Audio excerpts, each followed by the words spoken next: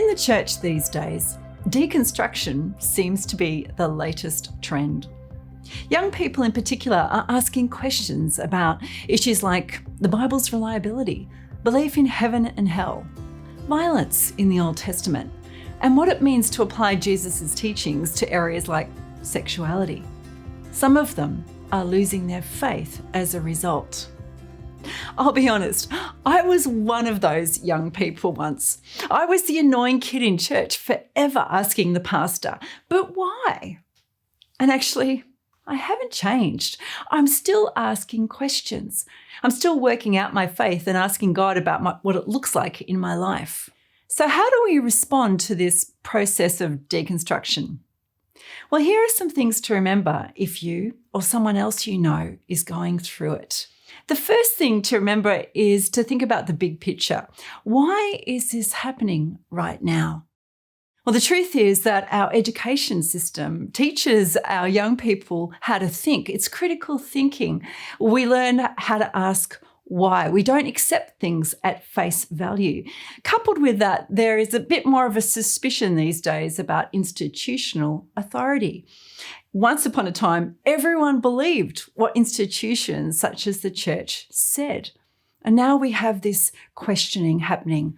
It's also occurring because of globalization. We see lots of different perspectives around the world, and it forces us to revisit what we have been taught.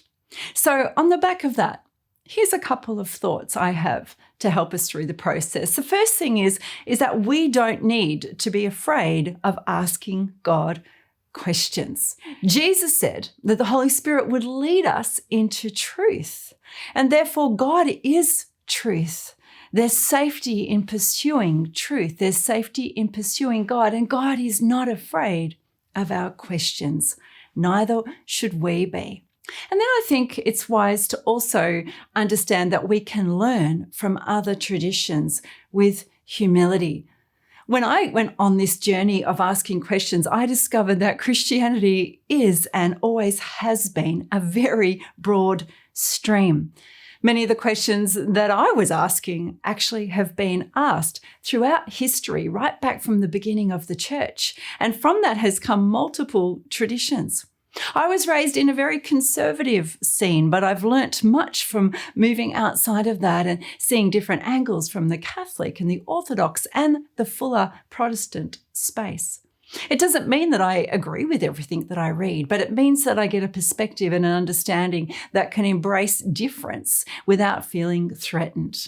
And then the final thing that I think we need to remember is that we start and end with Jesus.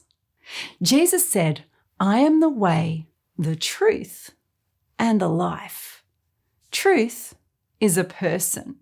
And so as we understand what faith is, we pursue the person of God in Jesus. And as we do that, we will find a truth that sets us free. Jesus said, if you remain in me, you will find truth, and truth will set you free.